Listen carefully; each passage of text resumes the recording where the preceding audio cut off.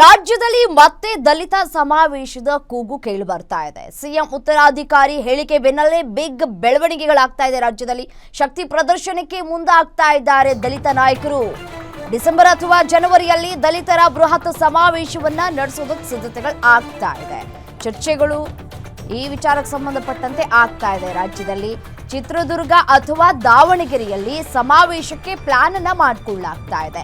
ಈ ಸಂಬಂಧ ಸಭೆಯನ್ನ ನಡೆಸಿರುವಂತಹ Satish Jarkiholi, doctor H C. Mahadevappa, doctor G. Parameshwar ಅವರು ಕೂಡ ಬೆಂಬಲವನ್ನ ವ್ಯಕ್ತಪಡಿಸಿದ್ದಾರೆ.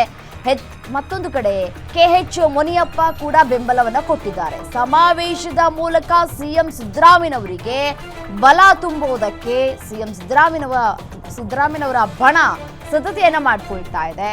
ಜೊತೆಗೆ ಸಿಎಂ ಬದಲಾವಣೆ ಮಾಡಿದ್ರೆ ದಲಿತರಿಗೆ ನೀಡಿ ಎಂಬ ಬೇಡಿಕೆಯನ್ನ ಆ ಒಂದು ಕಾರ್ಡ್ ಪ್ಲೇಯನ್ನ ಮಾಡ್ತಾ ಇದ್ದಾರೆ. ದಲಿತರ ಒಗ್ಗಟ್ಟು ಪ್ರದರ್ಶನ ಮಾಡೋದ್ರ ಮೂಲಕ ಹೈಕಮಾಂಡ್ಗೂ ಕೂಡ ಎಚ್ಚರಿಕೆಯ ಸಂದೇಶವನ್ನ ರವಾನೆ ಮಾಡೋದಕ್ಕೆ ಒಂದಷ್ಟು ತಂತ್ರವನ್ನ ಇಲ್ಲಿ ಎಣಿಯಲಾಗ್ತಾ ಇದೆ. ರಾಜ್ಯದಲ್ಲಿ ನವೆಂಬರ್ ಕ್ರಾಂತಿಯ ವಿಚಾರಕ್ಕೆ ಸಂಬಂಧಪಟ್ಟಂತೆ ಚರ್ಚೆಗಳಾಗ್ತಾ ಇದೆ. ಹೈಕಮಾಂಡ್ ನಾಯಕರನ್ನ ಭೇಟಿಯಾಗ್ತಾ ಇದ್ದಾರೆ.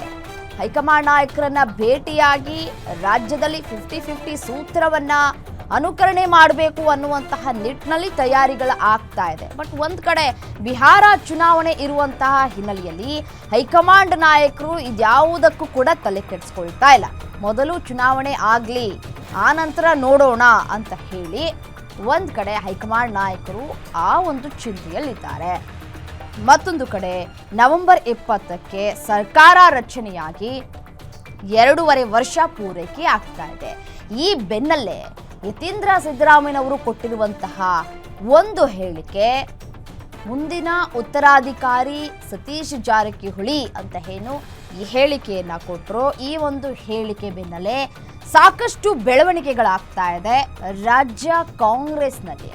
ಶಕ್ತಿ ಪ್ರದರ್ಶನಕ್ಕೆ ಇದೀಗ ದಲಿತ ನಾಯಕರು ಕೂಡ ಮುಂದಾಗ್ತಾ ಇದ್ದಾರೆ. ಡಿಸೆಂಬರ್ ಅಥವಾ ಜನವರಿಯಲ್ಲಿ ದಲಿತರ ಬೃಹತ್ ಸಮಾವೇಶವನ್ನ ನಡೆಸಬೇಕು ಅನ್ನುವಂತಹ ನಿಟ್ಟಿನಲ್ಲಿ ತಯಾರಿಗಳಾಗ್ತಾ ಇದೆ.